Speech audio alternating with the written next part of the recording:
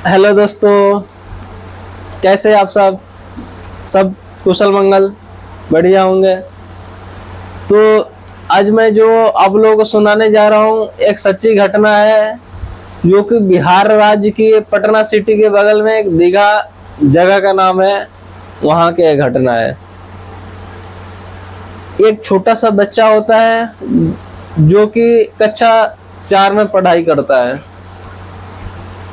जो डेली की तरह पर डे अपने डेली की तरह वो स्कूल जाता है और आता है।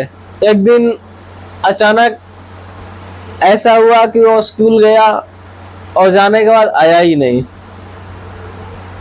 इसी के बारे में मैं थोड़ी सी कहानी आप लोगों को बताने जा रहा हूँ, क्या हुआ था उस दिन। तो चलिए, बात ऐसा है कि जो बच्चा है डेली की तरह स्कूल जाने के लिए अपना सुबह मॉर्निंग के टाइम में तैयार होता है, जाता है। डेली उसकी मम्मी स्कूल छोड़ती थी। उस दिन ऐसा हुआ कि उसने बोला कि मम्मी मैं दादी के साथ जाऊंगा, आप मेरे को नहीं छोड़िएगा, आज मेरे को दादी छोड़ेंगे, मैं दादी के साथ जाऊंगा और डेली तो आप छोड़ते ही हो। तो फिर उन्होंने उसकी मम्मी मान गई, फिर बोली कि ठीक है अब जाके छोड़ देना। तो उनकी दादी माँ दादा दादी उस बच्चे को चावल और चीनी चाय पिलाए, आराम से ले जा करके फिर उस डेली की तरह बस में बैठाया, बस में बैठा करके फिर आ गए। बच्चा स्कूल गया, पहुंचता है। पहुंचने के बाद वो घर नहीं आ पाता है। घर नहीं आ पाता है तो करीब इवनिंग का, शाम का टाइम हो गया था, करीब तीन बज चुका था। 3 बज चुका। तो उस बच्चे की मम्मी अपने हस्बैंड से, बच्चे के पापा से बोलने लगी कि अभी तक हमारा बच्चा नहीं आया, शाम हो गया, 3 बज चुका है, क्यों नहीं आया।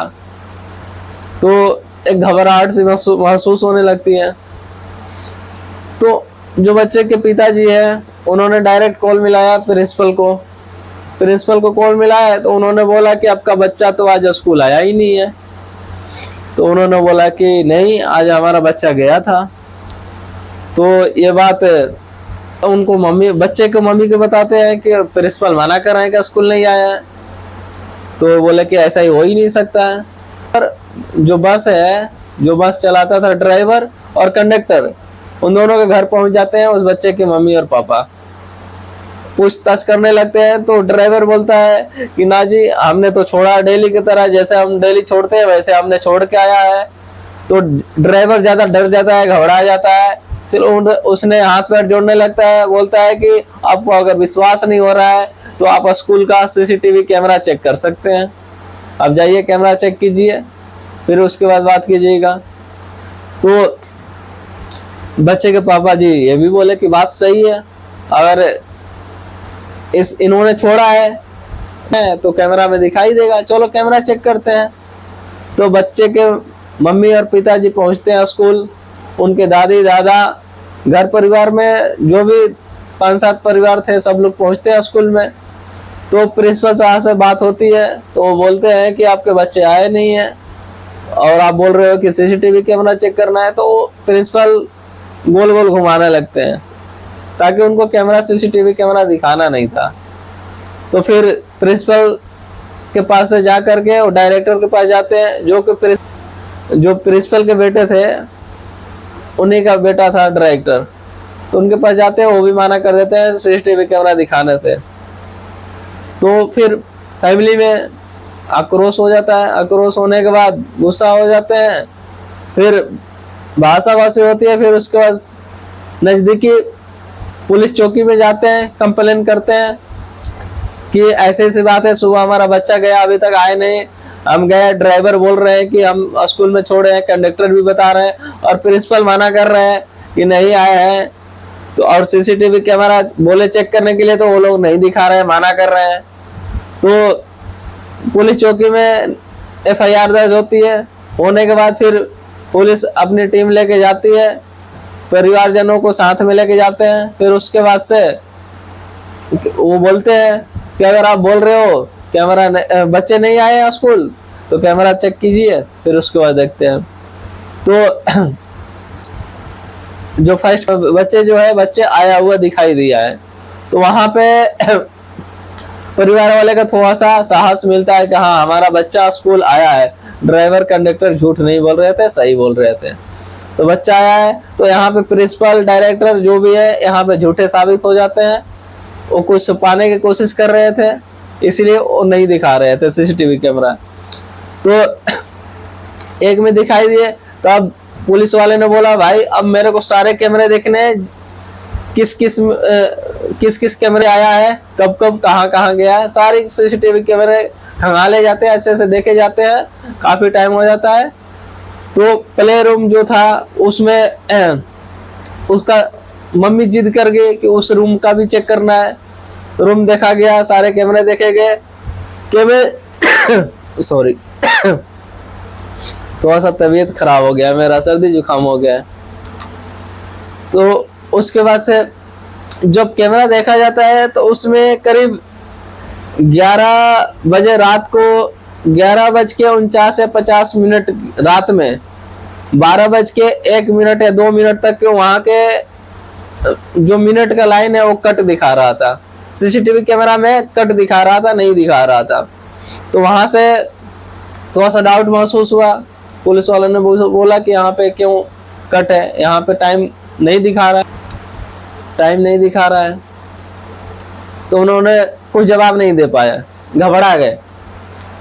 घबराने के बाद फिर उन्होंने उसकी माँ रूम पूरा जो प्ले रूम था पूरा मस्जिद पे अड़ गई, सारे कोने कोने छानबीन करने लगी, इधर उधर सारे टेबल के नीचे कुर्सी के नीचे चारों तरफ अपना देखने लगी। कोने कोने देखने के बाद लास्ट में एक चटाई बच गई थी।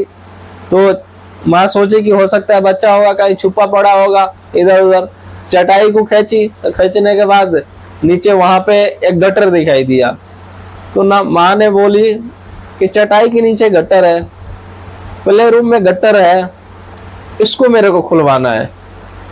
जो बच्चे की माँ थी वो जिद पे अड़ गई कि मेरे को गटर को ओपन करना ही है, करवाना ही है, उसके बाद ही मैं यहाँ जाऊंगा। जिद पे अड़ गई। कोशिश करने के बाद गटर को खोला गया तो देखा गया कि जिस माँ का लाल जिसका नाम था आयुष, वो गटर के अंदर ही पानी में तैर रहा था। तो अब सवाल खड़ा हो गया कि इस गटर में आया कैसे बच्चा, किसने डाला, क्यों डाला, क्या रीजन था। फिर उस बच्चे को निकाला गया गटर में से। किसी को लगा कि हो सकता है 15 घंटे के करीब अंदर था गटर के अंदर छोटा सा बच्चा जो कक्षा 4 में था। तो किसी को लगा कि हो सकता है कुछ चांस हो बचने का। जल्दी से उसको हॉस्पिटल ले जाया गया। हॉस्पिटल गया तो बच्चा को डॉक्टरों ने मृत घोषित कर दिया। बोला कि करीब 14-15 घंटे पहले ही मृत्यु हो चुकी है बच्चे को। फिर उसके बाद से परिवार वालों को, फैमिली वालों को काफी ज्यादा आक्रोश आ गया। गांव मोहल्ले के लोग भी गए थे स्कूल में, आग लगा दी गई स्कूल में। बाहर भी क्रोधित काफी लोग हुए, चक्का जाम, रोड जाम, ये सब करने लगे अपना। फिर उसके बाद से पुलिस वाले कंट्रोल किए। कंट्रोल करने के बाद प्रिंसिपल साहब को, डायरेक्टर साहब को ऊपर, प्रिंसिपल साहब के ऊपर, डायरेक्टर साहब के ऊपर, स्कूल के ऊपर FIR किया गया। कानून जो है, कानून अपनी कार्रवाई कर रही है, अपना देख रेख करेगी। और दूसरी चीज, जब पुलिस वालों ने प्रिंसिपल को बैठा करके इसका रीजन पूछा तो प्रिंसिपल साहब, फिर जो कि फीमेल प्रिंसिपल थी, उन्होंने एक कहानी बताया या बचने का अपना तरीका आजमाया या गोल गोल घुमा रहे थे। वो बताए कि जो बच्चा था, बच्चा खेल रहा था, खेलते खेलते फर्श पे पड़ गया। पड़ने के बाद बच्चे के सर में चोट लग गई, सर से खून निकलने लगा। तो हम लोग बच्चे को उठाए, खून को साइड में कर पोछा किए, फिर बच्चे को साइड में किए तो बच्चा बेहोश हो चुका था।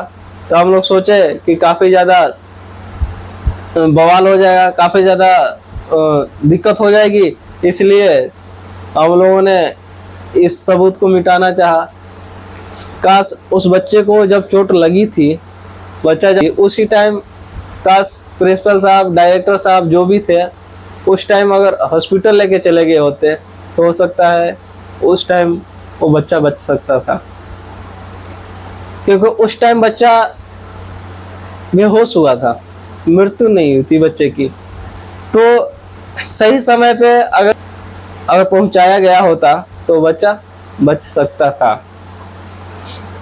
तो बस हमारा आप लोगों से विनती है, रिक्वेस्ट है यही कि जब भी आप लोग किसी भी बच्चे को अपने स्कूल में या कहीं पे भी आप ले जाते हैं, छोड़ते हैं, तो जो टीचर होते हैं एक माँ बाप का रूप होते हैं, डॉक्टर होते हैं एक भगवान का रूप होते हैं। तो हर किसी का बच्चा अपना जैसे बच्चे को ही समझना चाहिए, ऐसा नहीं करना चाहिए। मेरा मानना ऐसा है। बाकी आप लोगों का मानना क्या है आप लोग कमेंट कीजिएगा, कमेंट में बताइएगा कि ये जो भी स्कूल वालों ने किया है सही किया है गलत किया, ताकि आप लोग डिसाइड कीजिएगा। तो आप लोग अपने बच्चे को कहीं पे भी भेजें, सतर्क रहे, सही से रहे। अपना किसी पे भरोसा नहीं किया जा सकता। आज के टाइम में कोई किसी पे भरोसा करने लायक नहीं है। बस यही मेरा मानना था कि अपने से सोच समझ के कोई भी काम करना है सही तरीके से। चलिए फिर ठीक है, मिलेंगे इसी तरह का एक सच्ची घटना के साथ, इसी तरह एक नेक्स्ट वीडियो में फिर मिलते हैं। ओके, जय हिंद दोस्तों।